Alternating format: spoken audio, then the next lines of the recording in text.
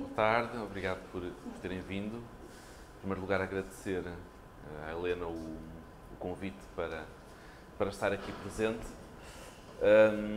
que não deixa de ser um convite curioso, uma vez que a minha área de trabalho pouco tem a ver com aquilo que é a área de trabalho do Instituto Superior Técnico e também da área da Helena, que é a área da arte e dos desenhos. Embora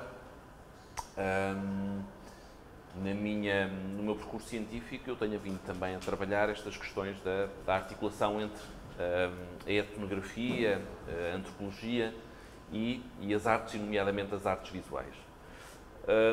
Por outro lado, paralelamente eu também desenvolvo algum trabalho artístico, embora enquanto hobby, não do ponto de vista profissional, mas raramente fiz este cruzamento entre o desenho e a prática artística e a etnografia ou a antropologia.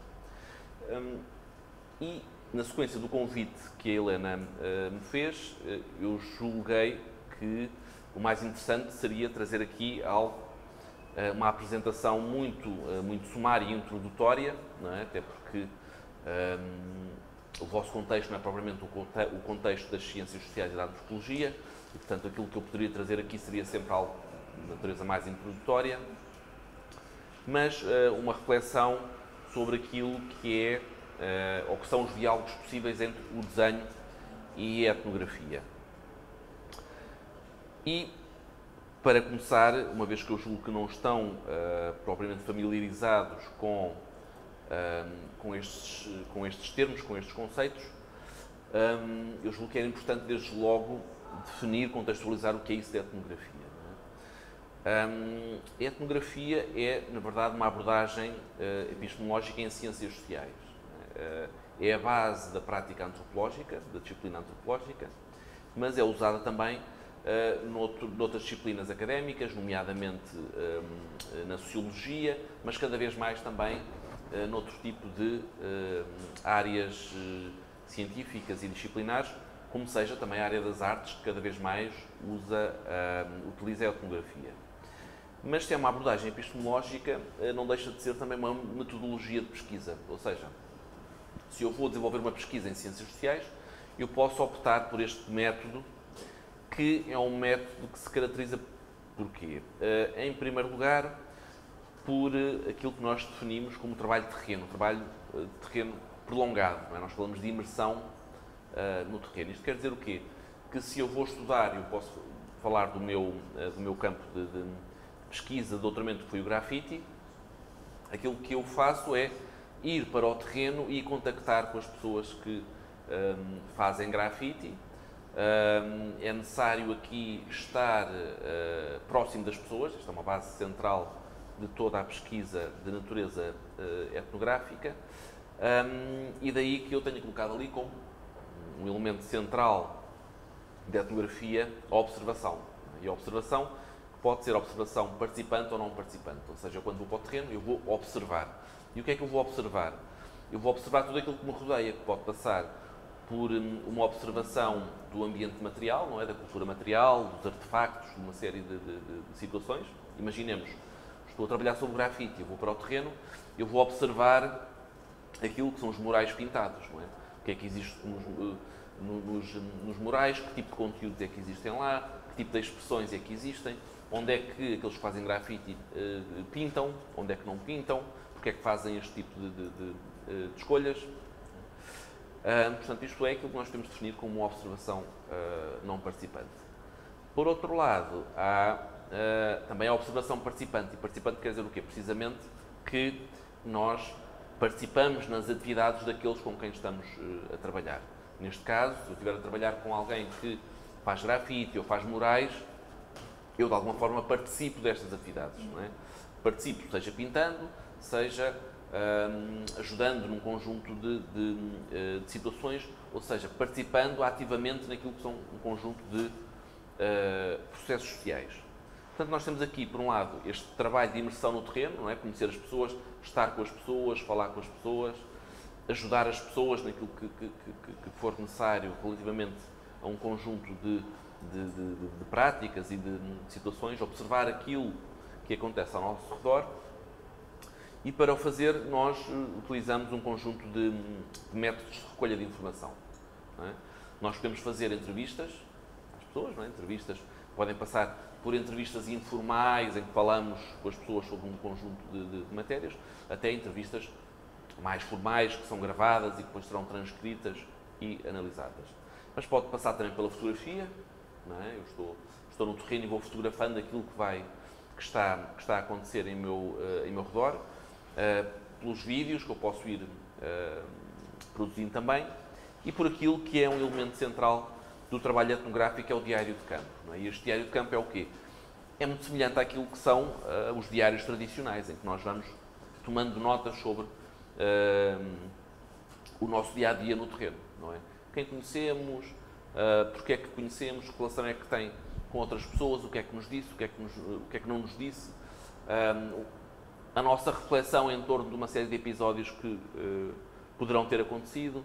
Estes diários de campo podem ter também uma dimensão visual, não é? Isso é uma das questões sobre as quais eu falarei em seguida, onde nós podemos colocar fotografias, pequenos desenhos, uma série de elementos que vamos recolhendo ao longo do nosso trabalho de terreno.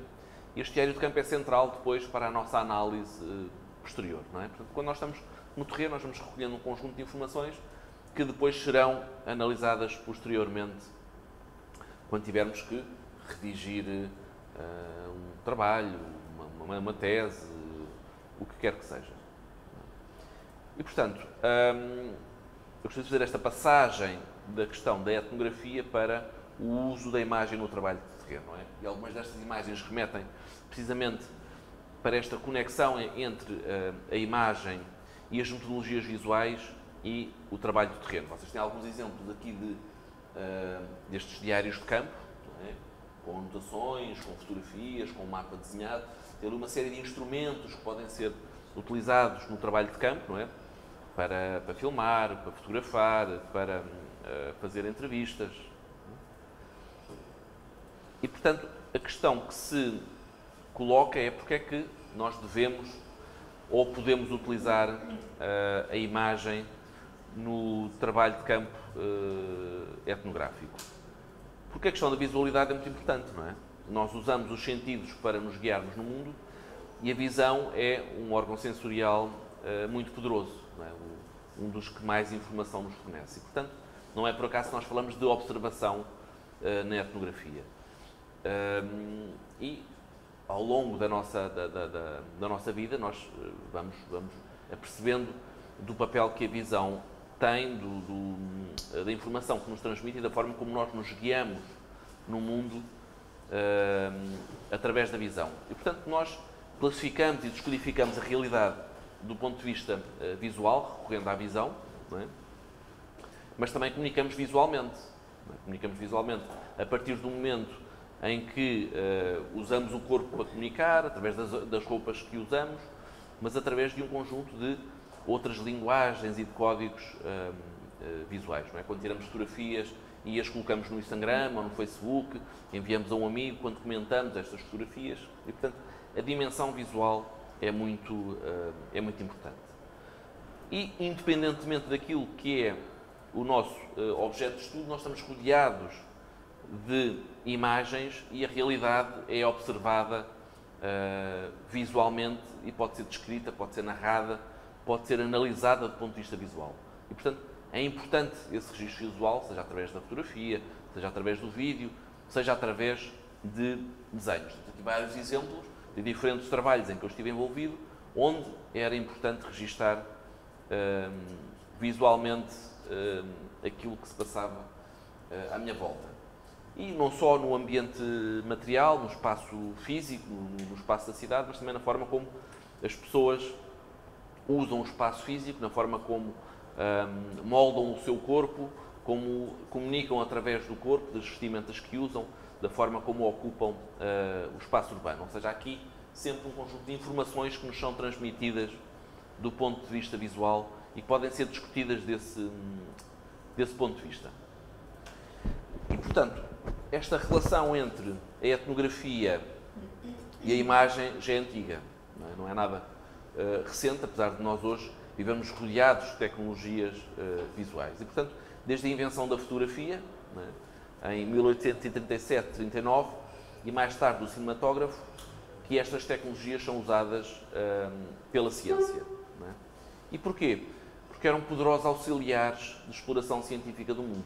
E aqui, e neste contexto, houve várias disciplinas que, num contexto de um paradigma positivista, utilizaram a imagem. Vamos falar da biologia, da zoologia, da medicina, da antropologia, porque as imagens, nomeadamente a fotografia, eram consideradas métodos de registro do mundo de forma objetiva e isenta. E, portanto, em finais, e eu estou aqui a falar basicamente daquilo que é o contexto das ciências sociais, e em finais do século XIX e inícios do século XX, diferentes expedições etnográficas utilizaram em abundância as imagens. E as imagens que eram registadas eram este tipo de imagens, em que nós temos, por exemplo, Baldwin Spencer, ali no meio dos aborígenes australianos, mas temos também aqui uma fotografia tirada por Malinowski no seu trabalho de campo na Papua Nova Guiné. Estas outras imagens são imagens de uma pesquisa que, entretanto, se tornou um clássico da antropologia visual, da Margaret Mead e de Bateson, em que eles desenvolveram pesquisa no Bali e produziram um conjunto vastíssimo de imagens fotográficas daquilo que era o contexto cotidiano da vida no Bali e que, entretanto, se tornou um livro clássico em antropologia, nomeadamente em antropologia visual, que é este, o Balinese Character. E, portanto, a recolha de imagens é algo muito importante quando se está a desenvolver este tipo de pesquisas. O que levanta uma série de questões sobre o que registar, como registar, quando registar, e também levanta algumas questões relativamente às funções que a imagem desempenha. Não é? Pode ter uma função de descrição, ou seja, nós vamos descrever aquilo que observamos no terreno. Tem também uma dimensão de testemunho, não é? Nós vimos ali algumas imagens em que aparece também o pesquisador no terreno, junto das pessoas com quem estava a trabalhar, e, portanto, este elemento de testemunho. Eu estive lá, eu estive no terreno, desenvolvi pesquisa. Há uma dimensão muito importante também, que é esta questão da recordação, rememoração, ou seja, eu estou a desenvolver um trabalho, produzo um conjunto de imagens, um conjunto de fotografias, mais tarde, passado 1 ou 2 anos, eu estou a analisar essas imagens e estou a relacionar, a articular essas imagens com um conjunto de teorias, com um conjunto de outras observações. As imagens permitem recordar um conjunto de episódios que foram vividos.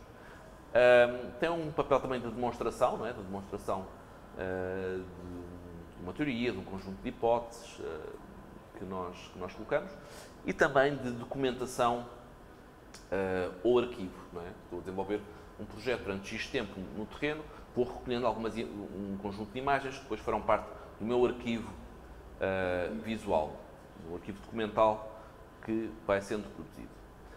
Pronto, isto é uma introdução àquilo que é o papel e a importância da imagem, e estou a falar do desenho etnográfico. E o desenho etnográfico sempre foi utilizado em etnografia. Não é? Antes do aparecimento da fotografia e mais tarde do cinema, era um instrumento que era recorrentemente utilizado precisamente para fazer este registro visual de um conjunto de elementos, nomeadamente aquilo que é a cultura material. Se nós olharmos, por exemplo, para esta sala, há aqui um conjunto de elementos. Se eu estiver aqui a fazer um trabalho sobre aquilo que existe aqui, se eu não tiver uma câmara fotográfica, se eu não tiver uma câmara de vídeo, se eu não tiver forma de os registrar de outra forma, eu eventualmente recorrerei ao desenho, a um desenho que nós poderíamos chamar técnico, mas um desenho que pretende de alguma forma ser realista e reproduzir aquilo que nós observamos. E que é a melhor forma de registar aquilo que nós vemos se não tivermos outro tipo de tecnologia ao nosso dispor. E, portanto, o desenho foi utilizado antes da fotografia e depois também, já no período de existência da fotografia, e o tipo de registros que nós encontramos eram os tipos de registros da cultura material. Não é? Temos aqui vários exemplos, né, que ele era do Boas, que é um dos clássicos, um dos pais fundadores da etnografia e da antropologia moderna, mas este exemplo também do Lévi-Strauss, que é um antropólogo de referência. Estas são imagens do Fernando Galhano, que era um etnólogo e investigador destacado do século XX português, e que trabalhou com um conjunto de outros antropólogos e que produziu uma gama muito vasta de desenhos de natureza etnográfica. E como vêem, aquilo que se encontra aqui é um desenho muito técnico, em que se pretende registar um conjunto de elementos, de utensílios daquilo que é cultura material, mas da forma também como eles poderiam ser utilizados. E deste ponto de vista, este tipo de desenhos etnográficos é muito próximo do desenho que se produzia noutras áreas disciplinares, em que aquilo que se pretendia era um registro fiel daquilo que se observava e que tinha uma intenção basicamente descritiva e técnica. Não é? E, portanto, pensando naquilo que são as aplicações e as vantagens do desenho em etnografia, se eu tiver que pensar naquilo que pode ser hoje em dia a aplicação do desenho, não é? E tendo em conta que nós temos outras técnicas e outras tecnologias para o registro de imagem, e pensando naquilo que podem ser as vantagens do desenho, eu diria que o desenho tem aqui uma conexão muito próxima com a etnografia e com o trabalho da etnografia. Porquê? Porque exige tempo e cultiva a observação detalhada. Não é? Eu, se quero fazer um desenho, eu tenho que estar numa atitude de observação, tenho que ter tempo para observar com calma os objetos e tem que haver um diálogo entre aquilo que é o meu traço e aquilo que é a minha visão. Não é? E, portanto, exige um treino de observação, exige contemplação e a atenção do pesquisador. Isto pode ser muito importante porque uma dimensão importante da etnografia é precisamente esta atenção ao detalhe, a importância do detalhe, e o desenho permite, de alguma forma, cultivar este olhar mais minucioso, mais cirúrgico para aquilo que se encontra em nosso redor. Por outro lado, tem esta vantagem também de ser uma tecnologia relativamente simples e menos intrusiva, ou seja, se eu estou no terreno, é mais fácil ter um papel, ter um caderno e estar a desenhar enquanto vou tomando notas, do que eventualmente chegar com uma câmara fotográfica, uma câmara de vídeo, que é por vezes muito mais violento e muito mais intrusivo. Não é? E vocês percebem porquê, não é? Porque se nós estamos num conjunto de atividades que fazem parte do nosso cotidiano, das nossas atividades diárias, se chega alguém com uma câmara, isto por vezes pode ser algo que, de alguma forma, surge como uma espécie de ameaça ou de violência àquilo que é o nosso cotidiano e à forma como nós estamos a desenvolver as nossas atividades. E, portanto, o desenho, desse ponto de vista, é muito menos intrusivo. Por outro lado, o desenho também permite registros e pensamentos visuais mais abstratos, não é? Ao contrário da fotografia ou do vídeo, que registram aquilo que está à nossa frente, não é? Portanto, é uma reprodução mecânica daquilo que está à nossa frente. O desenho permite eu desenhar da forma que eu bem entendo, não é? Tomando nota de um conjunto de outras coisas ou detalhando elementos que me parecem mais interessantes. E, portanto, a relação que tem com o visível depende muito daquilo que nós quisermos dar ao desenvolver o desenho. E, portanto, há aqui esta possibilidade que abre para descrever e registar visualmente matérias não visíveis. Não é? Nós podemos desenhar memórias, sonhos, pensamentos, não é? Que não são visíveis, não é? Existem apenas na nossa mente e nós podemos desenhá-los e, portanto, dar-lhes uma realidade concreta, material. Não é? Isso é algo que a fotografia ou o vídeo não fazem. Não é? Portanto, nós podemos desenhar as memórias, os sonhos, os pensamentos, podemos elaborar diagramas, podemos elaborar mapas. Não é? Portanto, tudo isto são elementos de desenho que, de alguma forma, estão relacionados com a etnografia, com a pesquisa etnográfica e que podem ser uma mais-valia para este tipo de projetos. E permite também, de alguma forma, uma narração e registro com diferentes códigos e patamares de sentido. O que é que eu quero dizer? É que uma folha em branco em que nós desenhamos nós não só desenhamos, como podemos tomar notas, como podemos colar uma fotografia, como podemos fazer um mapa ao lado, e portanto há aqui diferentes formas de comunicar que podem ser utilizadas.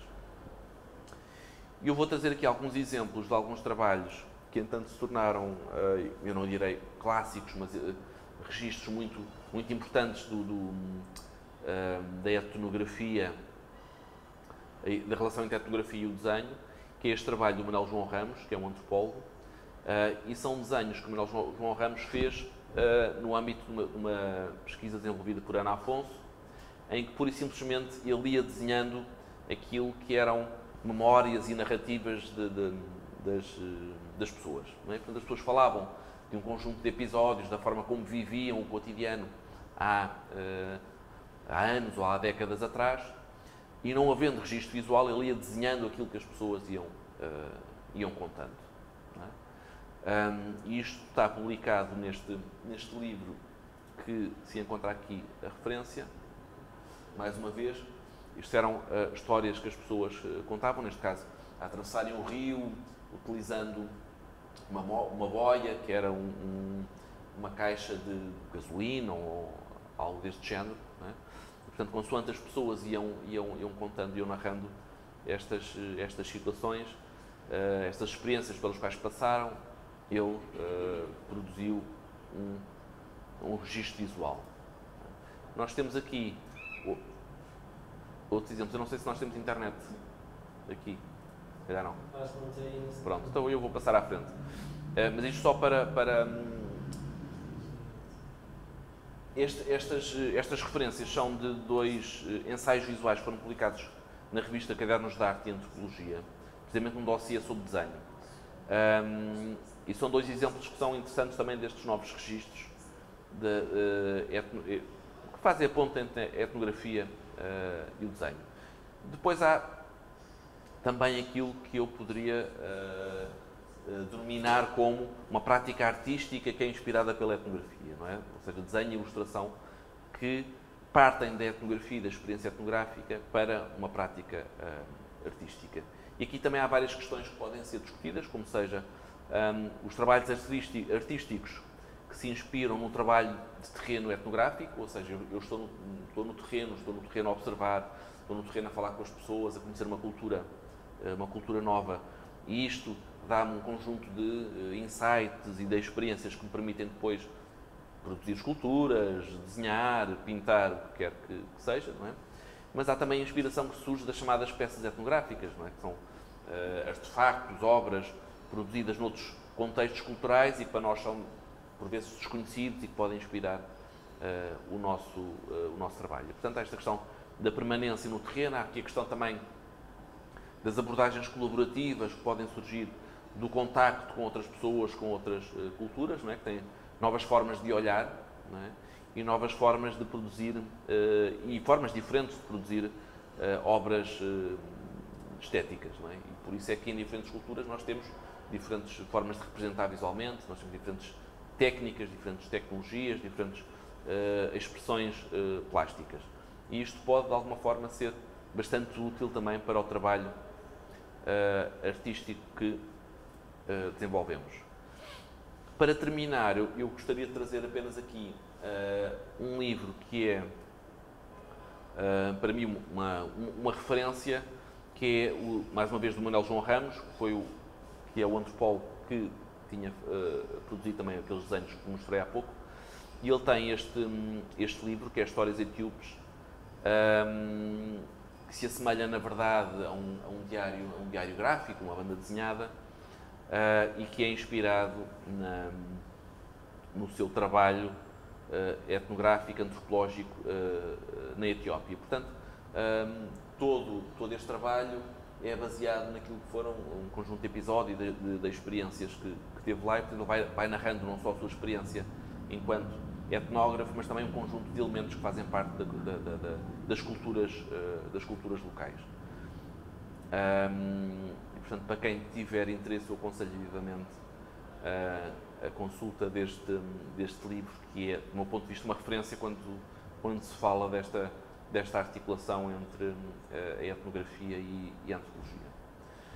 E pronto, eu ficaria por aqui. Eu tenho aqui um conjunto de referências depois que posso passar se tiverem interesse. Há um blog muito interessante da Karina Kushner, que é uma antropóloga brasileira, que tem um blog sobre antropologia e desenho.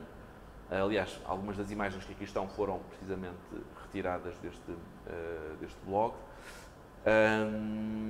E tem lá também referência à bibliografia produzida sobre o desenho e etnografia, e ela tem lá também um conjunto de textos da sua autoria sobre estas questões.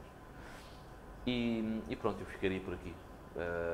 Isto foi apenas uma breve introdução às possíveis articulações entre estas duas matérias, não é? entre estas duas formas, na verdade, de observar e de produzir conhecimento sobre o real.